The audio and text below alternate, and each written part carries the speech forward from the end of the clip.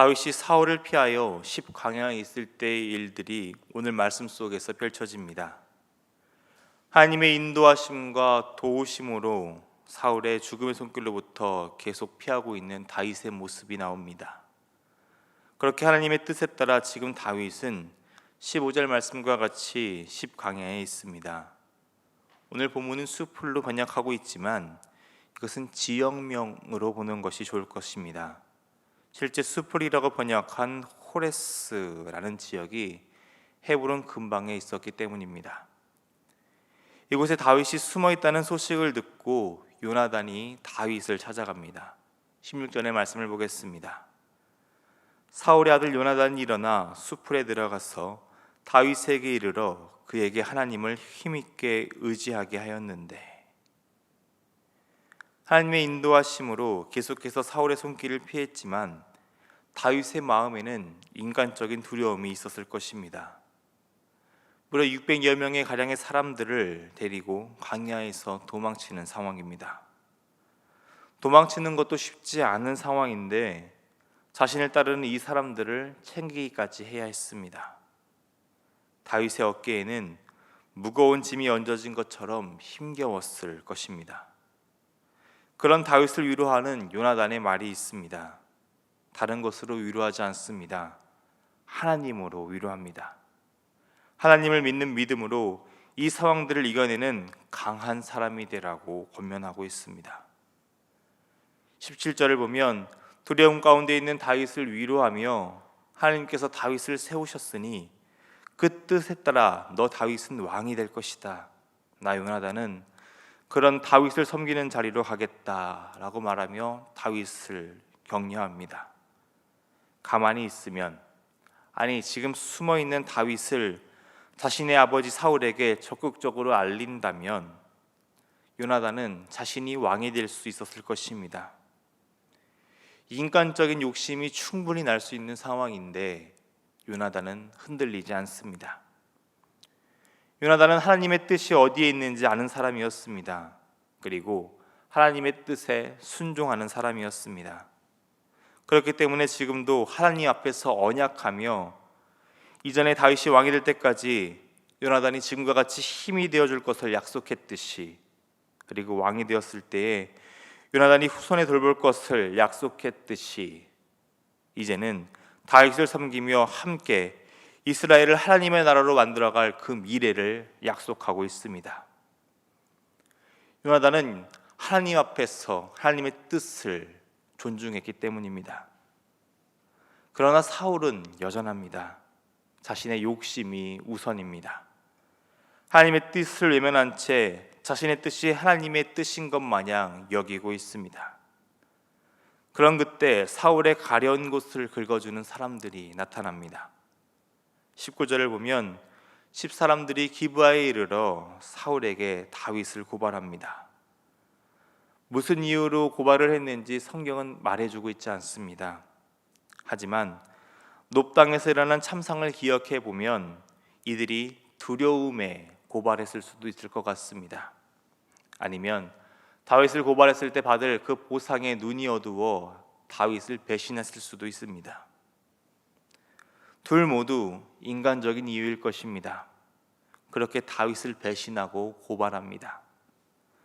지금 이 사람들에게 중요한 것은 누구에게 권력이 있었는가 였습니다. 그러니 다윗 대신 사울을 선택한 것이죠. 이들에게는 누가 하나님의 사람이었는지에는 관심이 없었습니다. 요나단과 이 사람들의 분명한 모습이 대조되고 있습니다. 이 고발을 듣고 사울은 21절처럼 답합니다. 사울이 이르되 너희가 나를 긍휼히 여겼으니 여호와께 복받기를 원하노라. 사울은 다윗을 고발한 이들에게 복을 빌어줍니다. 사울을 긍휼히 여긴 행동이라고 말하고 있죠.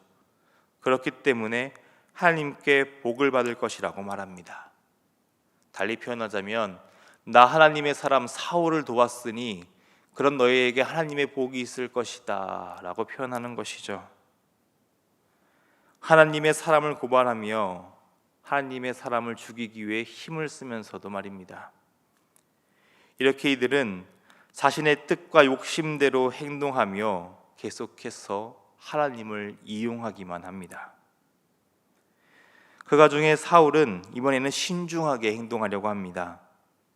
22절부터 23절을 보면 정확한 정보를 구하며 다윗을 찾아내 죽이려고 합니다. 사울의 밀명을 받은 이들은 사울보다 먼저 시브로 갑니다. 24절의 말씀은 그때 다윗과 그의 사람들이 광야 남쪽 마온강야 아라바에 있다고 기록하고 있습니다. 이렇게 아기가 움직이고 있을 때 다윗을 돕는 하나님의 손길이 있었습니다. 어떤 사람들이 와서 사울이 잡으러 온다는 사실을 알려줍니다. 25절부터 하반부부터 26절을 보면 다윗과 사울의 술래잡기 같은 일들이 펼쳐지고 있습니다. 사울이 정교한 군사계획으로 다윗을 잡기 위해 치밀하게 움직였지만 다윗을 잡지는 못합니다. 사울의 움직임에 앞서 다윗이 도망쳤기 때문입니다. 다윗이 사울보다 더 뛰어나서 이런 일이 일어났을까요? 물론 그럴 수도 있습니다. 하지만 지금 이 광야학교에서 다윗은 전적으로 하나님의 인도하심을 구하는 자였다라는 것을 어제의 말씀을 통해 함께 나누었습니다. 지금 이렇게 항상 한 발짝 앞서 움직일 수 있었던 것도 그런 하나님의 인도하심을 따라 움직였기 때문일 것입니다. 의심하지 않고 곧바로 일어나 순종으로 행동한 다윗을 하나님께서는 지키십니다. 사울은 아무것도 모른 채 그저 자신의 치밀한 계획을 믿고 움직이며 노력합니다. 하지만 헛수고일 뿐이죠.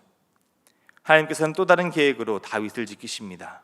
본문 27절을 보겠습니다. 전령이 사울에게 와서 이르되 급히 오소서 블레셋 사람들이 땅을 침노하나이다. 좋은 기회였는데 하필 블레셋이 쳐들어옵니다. 역사의 주관자 되시는 하나님께서 이스라엘의 원수인 블레셋을 사용하셔서 다윗을 구하셨기 때문입니다.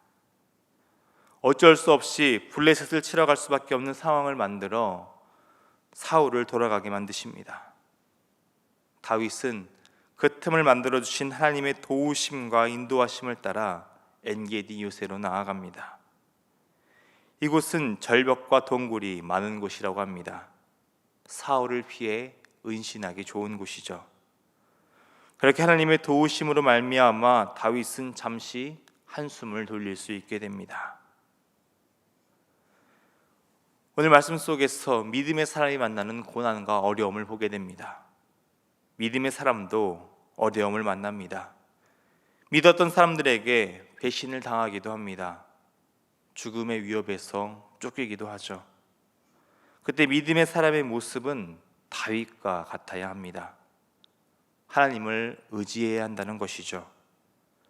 하나님은 우리가 생각하지 못하는 놀라운 길로 가장 선하게 인도하십니다. 그 신실하신 하나님을 신뢰하며 행동하는 법을 이 강의 학교를 통해서 배우게 하고 계시죠. 흔들리지 않도록 믿음의 동역자를 보내서 격려하게 하십니다. 낙심하지 않고 두려움을 벗어낼 수 있도록 하나님께서 도우십니다. 그러니 우리 또한 이렇게 다윗과 같이 우리를 선한 길로 인도하시는 하나님을 신뢰하는 법을 배워나가고 훈련해야 합니다. 하나님의 계획은 완전합니다. 사울과 같이 아무리 치밀한 계획을 세울지라도 잠언의 말씀처럼 그 일을 이루시고 완성하시는 분은 하나님이십니다.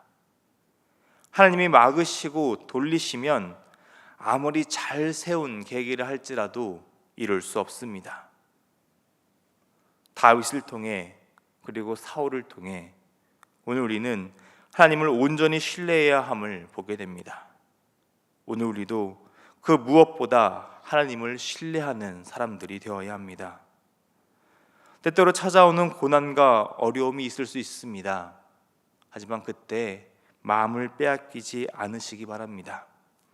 감당할 힘을 주시며 갈 길을 알려주시는 하나님께서 우리 하나님이 되어주십니다.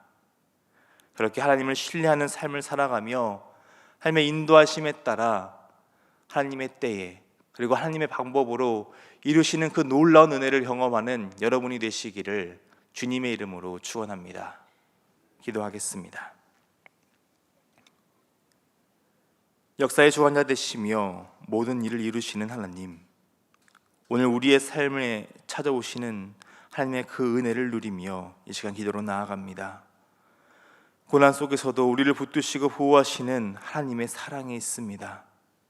어려운 일을 만날 때가 있고 고난의 때를 겪을 수도 있지만 우리가 마음이 낙심하고 좌절하기보다 소망을 품는 것은 우리와 함께 하시는 하나님이 계시기 때문입니다.